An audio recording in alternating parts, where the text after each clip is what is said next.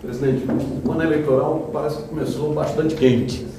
Dissidência na base do governo, Eduardo Campos, inclusive, radicalizando bastante seu discurso como oposição, denúncias agora de desvio de dinheiro da Petrobras, denúncias graves, agora o caso André Vargas, uma overdose da mídia na economia. Como o senhor analisa essas denúncias, algumas dessas denúncias, e como o senhor avalia essa disputa eleitoral de 2014? O problema de fazer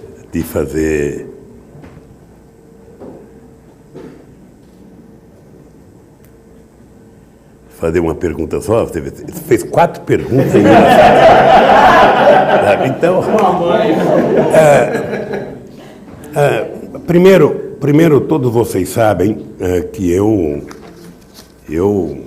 sou amigo pessoal das pessoas. Eu, na minha idade, aprendi a fazer relação humana e não tem nenhuma razão para não gostar das pessoas. Se as pessoas não gostam de mim, é outro problema. Eu tenho uma belíssima relação com o Eduardo Campos, já tinha uma bela relação com o avô dele, com o Miguel Arraes.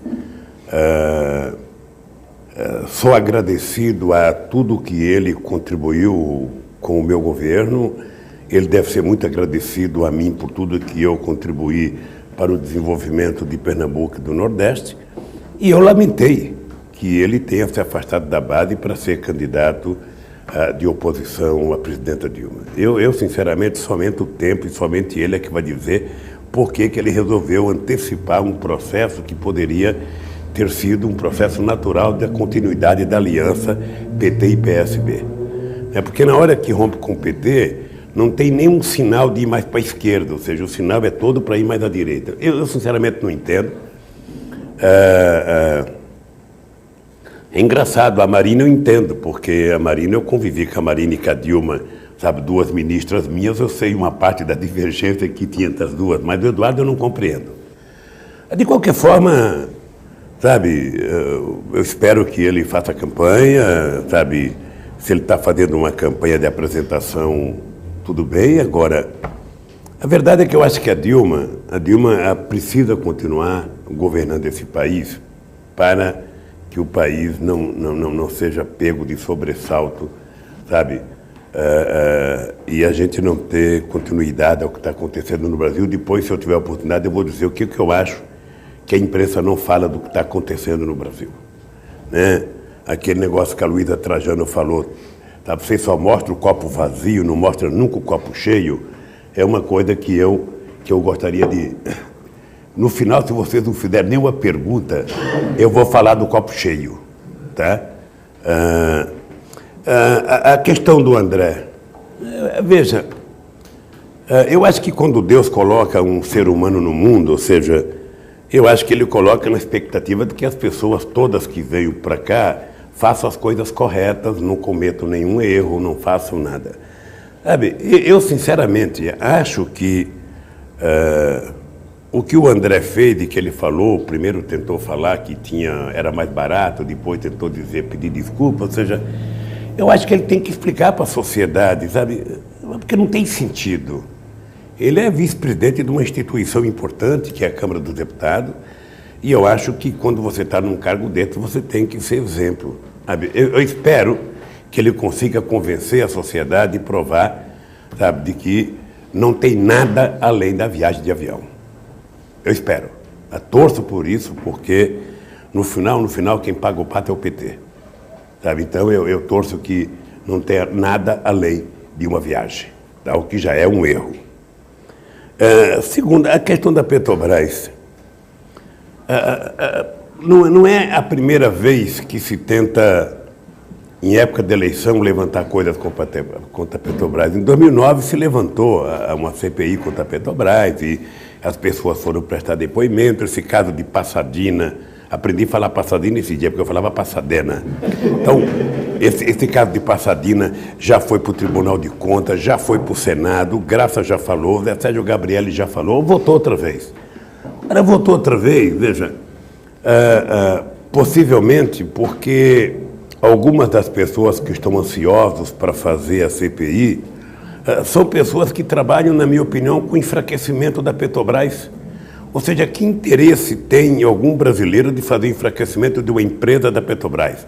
Porque as pessoas ficam dizendo que a Petrobras hoje vale pouco, mas é importante lembrar que se ela vale 98 bilhões hoje, ela valia só 15 bilhões no tempo do FHC.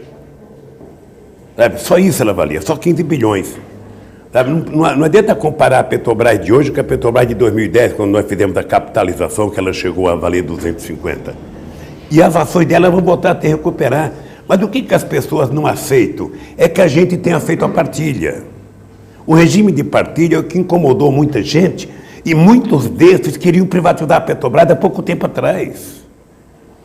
Então eu acho que o governo, eu vi até uma declaração da presidenta Dilma hoje, eu acho que o governo tem que ir para a ofensiva e debater esse assunto com muita força.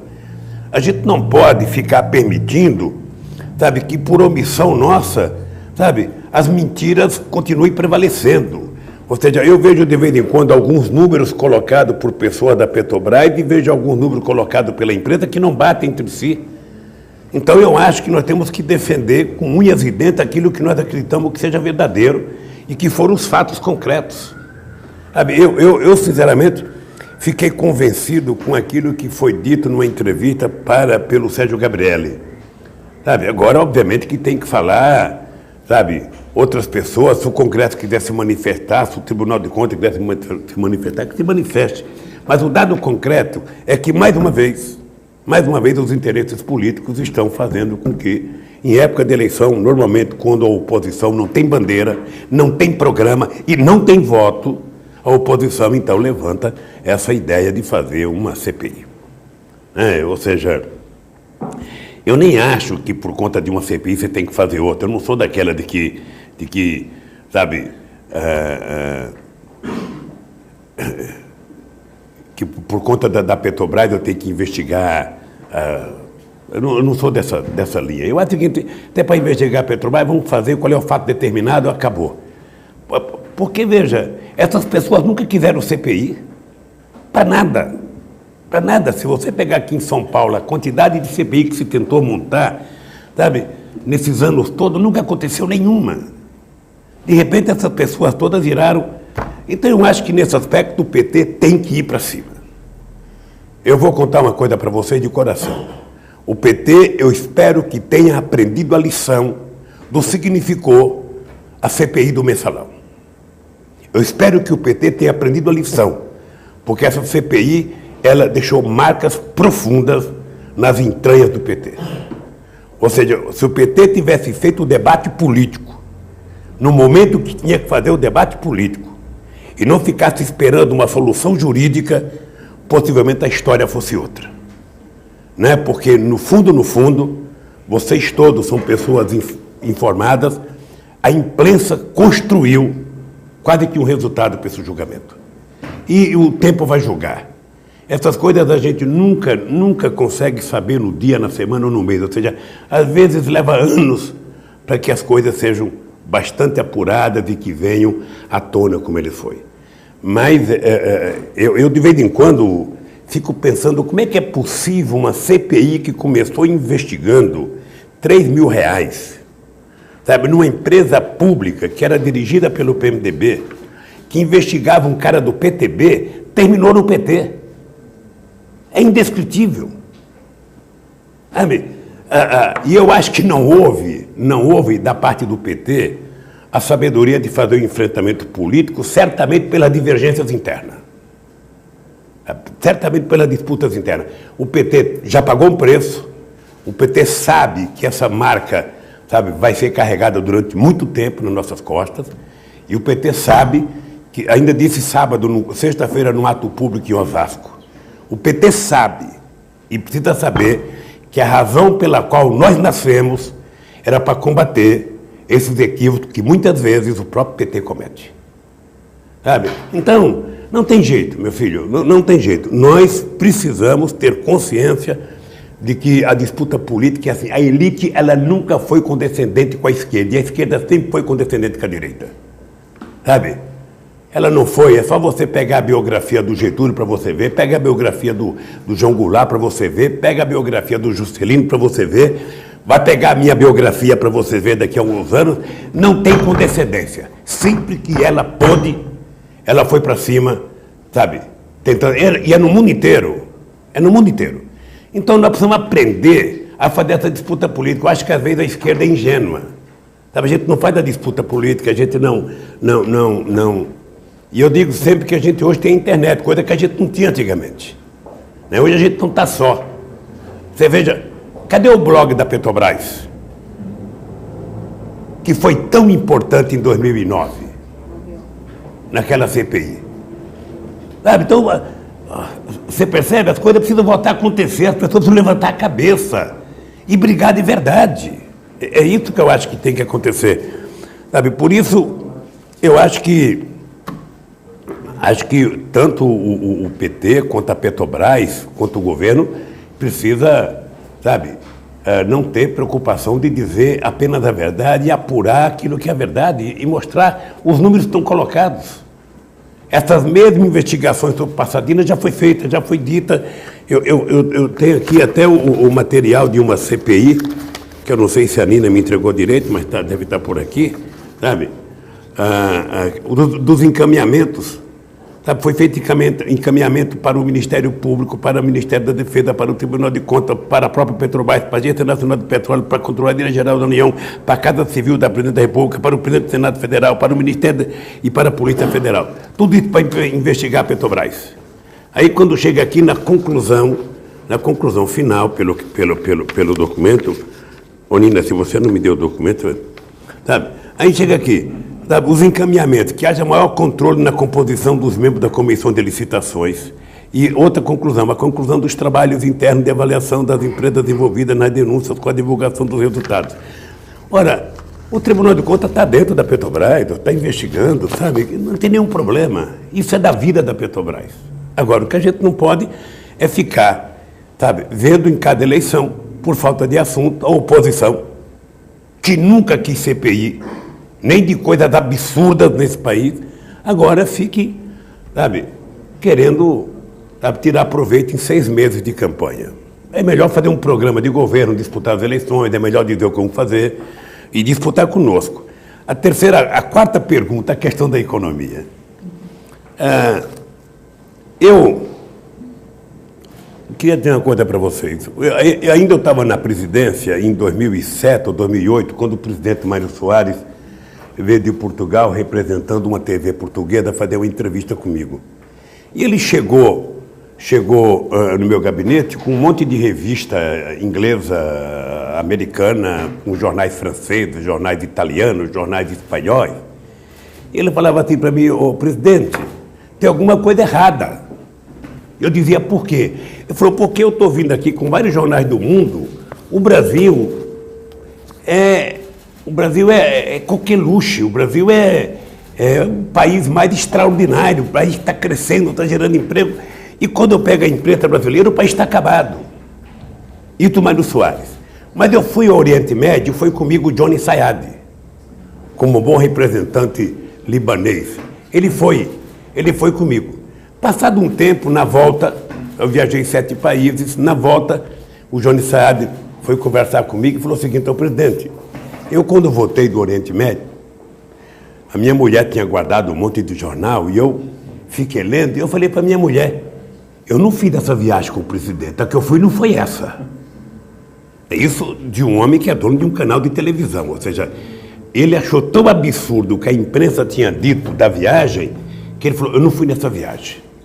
Então a economia brasileira é o seguinte: a economia brasileira não está crescendo a 5% como nós gostaríamos, não está crescendo a 4% como nós gostaríamos. Agora, qual a economia que está crescendo como a brasileira? Quantas estão crescendo mais do que o Brasil? Pega o G20 para saber quantas estão crescendo mais do que o Brasil. Você vai achar a China. E a China é sempre um pouco suspeita, porque a China, sabe, a China não tem sindicato querendo aumento de salário, a China não tem as coisas do Congresso Nacional votando, a China não tem o tanto de obstáculos que nós temos aqui, que nós mesmos criamos. Ou seja, então é muito mais fácil fazer economia na China, tá, do que fazer num país democrático, né? As pessoas não dão importância.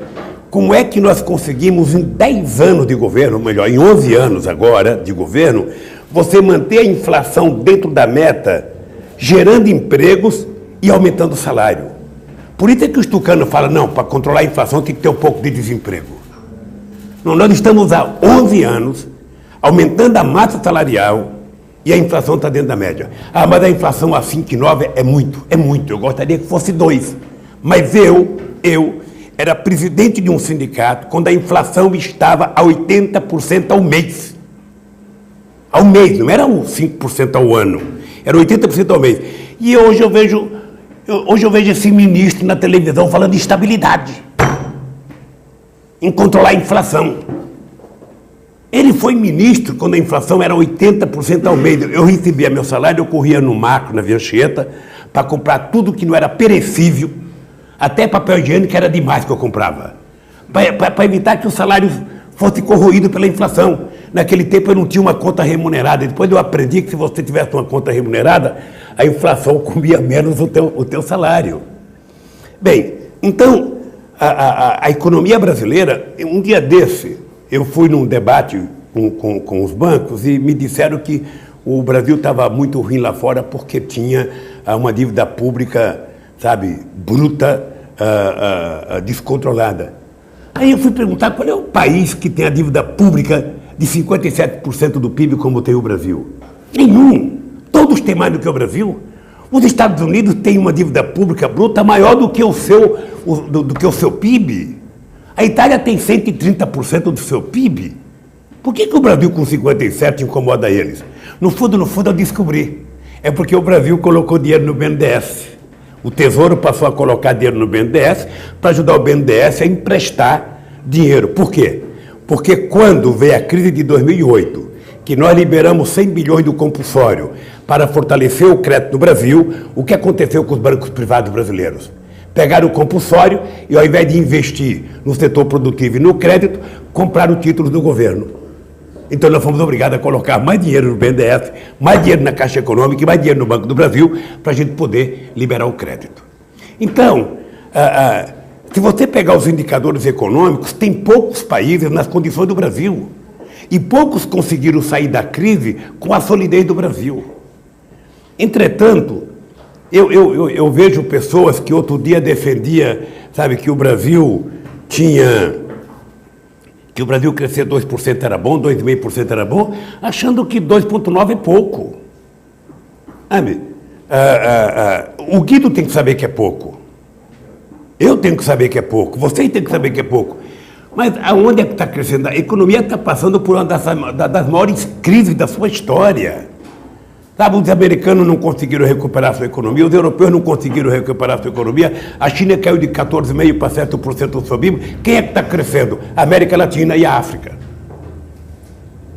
Eu, no G8, em 2008, no G20, eu dizia, a chance da gente recuperar a economia é a gente canalizar investimentos para ajudar os países pobres a se desenvolverem, para eles virarem consumidores, sabe, e participantes da economia mundial.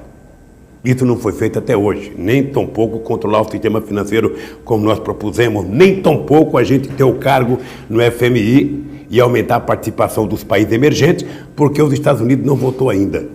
Então, a economia brasileira, ela está aquém daquilo que eu gostaria que tivesse, ela está aquém daquilo que a Dilma gostaria que tivesse, está aquém daquilo que vocês gostariam que tivesse. Agora, vamos analisar quem está melhor do que o Brasil. Tá? Porque, veja, no mês de fevereiro foram gerados, se não me falha a memória, 280 mil empregos nesse país formais. 260 mil. Tá? 260 mil. Ou seja, qual o país que gerou isso? Qual o país que gerou isso? Então, eu penso que um país que chegou em dezembro do ano passado com 4,3% de desemprego, companheiros, eu fui dirigente sindical. Sabe? Em modesta parte, eu fui um bom dirigente sindical. Briguei que nem um desgraçado nesse país. O desemprego no Brasil era 14%. Eu, quando ia para a Alemanha, que o desemprego era 3%, 5%, eu voltava com água na boca. Hoje eu vejo a Europa com 8% de desemprego, com 9,5%, a Espanha com 20% e o Brasil só com 4,3% ou 5,6%, se quiser medir agora. Gente, isso é uma dádiva de Deus. Só pode ser a mão de Deus para ajudar a gente a fazer tanto. Porque o que nós fizemos em 11 anos, O que nós fizemos democraticamente em 11 anos, algumas revoluções não fizeram em 20. O que nós fizemos em 11 anos. Eu de vez em quando brinco com o Sem Terra, porque Sem Terra, se um dia você pegar todo o território brasileiro e fizer reforma agrária, ele vai dizer que ainda falta terra. Você vai ter que ocupar mais um acre, mais sei lá o quê. Ou seja, eu digo para eles, em 11 anos, nós assentamos, só em 11 anos, nós colocamos disponibilização de terra de 48 milhões de hectares de terra. Sabe o que significa o que nós fizemos em 11 anos? 55% de tudo que foi desapropriado em 500 anos de história desse país. É pouco? Não sei. Sabe? Mas a verdade é essa. Em 11 anos desapropriamos 55% de tudo que foi feito em 500 anos. Falta educação. É verdade, falta educação. Mas vamos ver o que aconteceu na educação desse país. Vamos ver. Ou seja,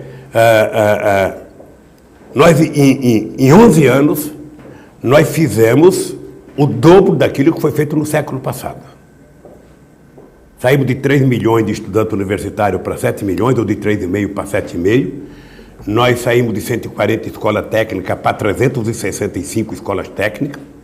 É importante lembrar que o ministro da Educação, Paulo Renato, em 98, fez uma lei proibindo o governo federal, cuidar do ensino técnico. Nós tivemos que desfazer a lei.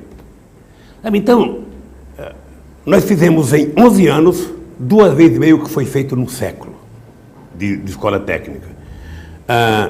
Falta fazer, porque nós estamos muito atrasados, gente. Quando a gente quer discutir educação no Brasil, nós temos que ter uma referência. Qual é a referência? O Peru, que é menor do que o Brasil, em 1450 já tinha a sua primeira universidade, a Universidade de São Marcos. O Brasil só foi ter a sua em 1930. Veja quantos anos depois. 400 anos depois é que nós vamos ter a nossa primeira universidade. Então, significa o atraso nosso em relação ao Chile, em relação à Bolívia, porque me parece que a coroa espanhola era mais chegada a uma educaçãozinha que a coroa portuguesa, que queria que a gente fosse para Coimbra, né? O fato concreto é que nós fizemos uma revolução nessa área e falta fazer muito mais. Nós precisamos fazer o triplo. É por isso que foi colocado o dinheiro do royalty do petróleo para que a gente resolva o atraso da educação brasileira. Isso está ligado ao desenvolvimento da economia brasileira, sabe? Que a gente tem que pegar o que aconteceu de período, sabe? A economia brasileira, eu fico vendo na televisão, hoje eu vejo mais televisão do que eu via, tenho mais informação hoje, mas eu fico vendo os opositores, porque de vez em quando você tem que saber o que eles falam da gente. Eu vejo coisas absurdas, as pessoas se queixam porque tem muito carro na rua. Obviamente tem muito carro na rua, a gente licenciava 1 milhão e 700, hoje licencia 3 milhões e 800, obviamente que tem carro na rua. Mas tem muita gente no aeroporto, virou rodoviária. Obviamente que virou rodoviária. Você tinha 48 milhões transitando nos aeroportos, hoje você tem 120 milhões por ano, sabe? Os portos estão superados. Obviamente que está. Você tinha 570 milhões de toneladas por ano, hoje você tem 1 bilhão de toneladas por ano, sabe? Está faltando mão de obra qualificada. Ótimo! Esse é um bom problema, porque você tem que formar. Porque há 20 anos atrás a gente era mão de obra formada trabalhando, vendendo cerveja na rua, engenheiro vendendo coco na praia, engenheiro sendo analista de banco. Não é isso? Então hoje você tem um problema, que é o seguinte: o povo quer mais. O povo quer mais demanda. Então nós temos que dar essa demanda e atender. Então é isso que eu vejo da economia brasileira, sabe? Nós poderíamos estar melhor, sabe? Aqui é o seguinte,